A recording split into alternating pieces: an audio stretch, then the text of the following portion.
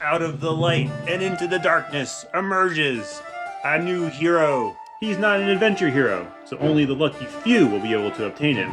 But with one magical spin, he can change the course of your HVH adventure. His name? The Dark Mage. The newest hero in the HVH roster, this genie worm prince of darkness will decay the souls of the horde to the point where you become their master. So let's take a dive into the forbidden magic of the Dark Mage to understand his true potential. And I'm Kolz, a high-level HVH player. You can sign up for my Patreon for monthly entries in an HVH giveaway. But now on to the hero who corrupts his enemies. The Dark Mage is the newest hero in HVH, released as part of a wheel event.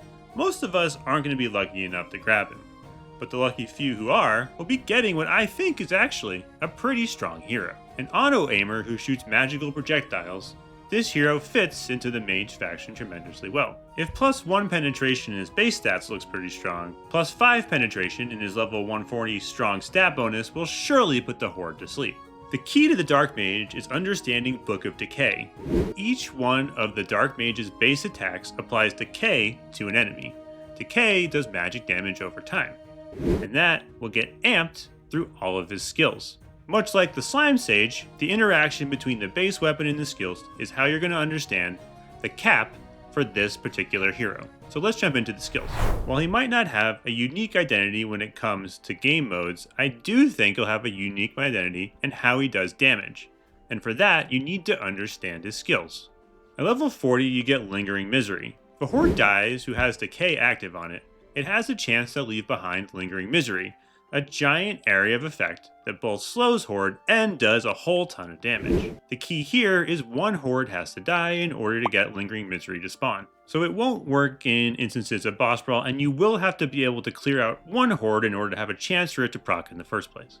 At level 80, the Dark Mage gets Aura of Decay. This is a purple area around the hero, much like Ember Paw's aura, but that doesn't do damage directly.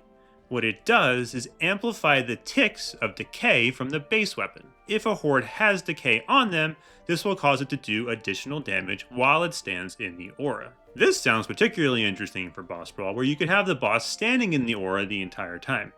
It also means that the size of the aura is going to matter, which is a bit of foreshadowing. And lastly, at level 100, there's Inevitable Wither. Unlike most other ultimates in the game, this one doesn't require clearing horde in order to activate. It allows Decay to stack on an enemy, and each level up allows it to stack more, starting at 2 and going all the way to 6. That's really interesting. Anytime an ultimate doesn't require you to clear horde, you have a chance to proc it much more often and in any game mode, which means it can potentially become very interesting in boss brawl. Again, I put a focus here because I'm an endgame player and that's one of the main events. But it'll also help you in something like Arena, or in Nightmare mode, or in Hero Clash. The key is just being able to stack it up enough. The problem with Slime Sage and with Void Raven is the fact that you can't stack up their abilities. A lot of horde will die before it has a chance to stack, making the additional damage kind of useless. And that's why I personally bring it back to like Nightmare mode and Boss Brawl. But if that damage is substantial enough, it'll offset the time it requires for it to tick, and you'll be able to clear the horde anyway. And I think that might be the case with Dark Mage, because of how his Forge interacts with his skill.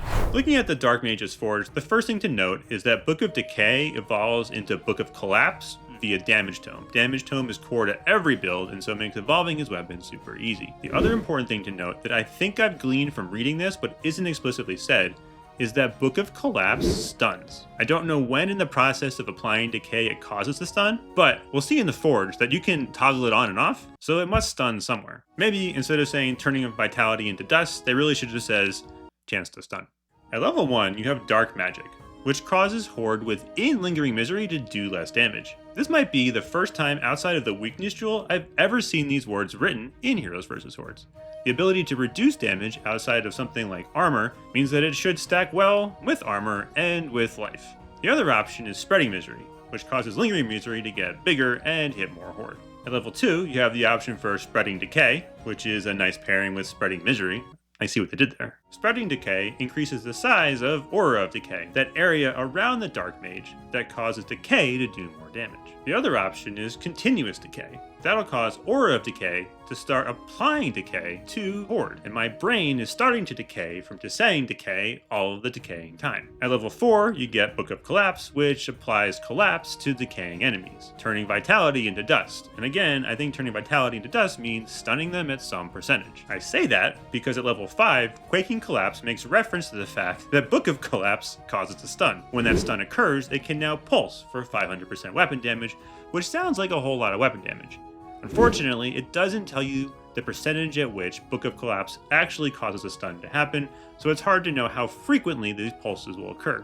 It could be like Artificer, where it happens all of the time, or it could be like Oracle, where it's more on a set schedule. And because we haven't finished spreading everything quite yet, there is now Spreading Collapse. This causes any horde to be affected with Collapse to have a 50% chance to shoot out a 360 angle projectile, dealing more damage. That sounds pretty cool.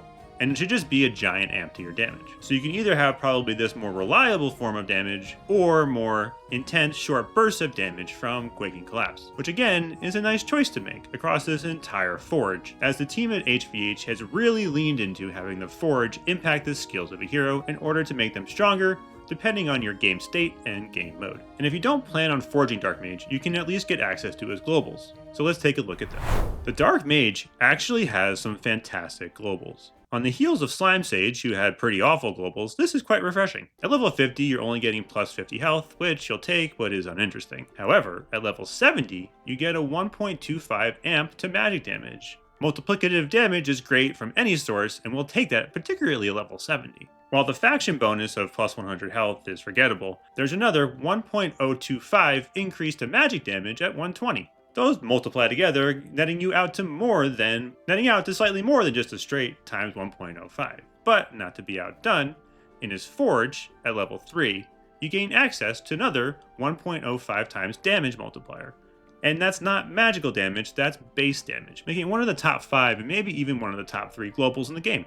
So, out of the 5 potential globals here, 3 of them are excellent and the other 2 are somewhat forgettable. Like basically every other hero in the mage faction, his faction bonus is just plus more magic damage to other mages. So let's take the Dark Mage for a quick ride in Try Mode. Watching the Dark Mage in Try Mode, I actually got pretty excited. I've been doing a lot of testing of newer heroes via only the Try Mode. This is one of the times where it looks surprisingly strong. Again, it's super hard to gauge from Try Mode because the Horde aren't doing all that much, but you can get a sense of how this kit is going to work. The big thing that I noticed was that the size of Lingering Decay was huge.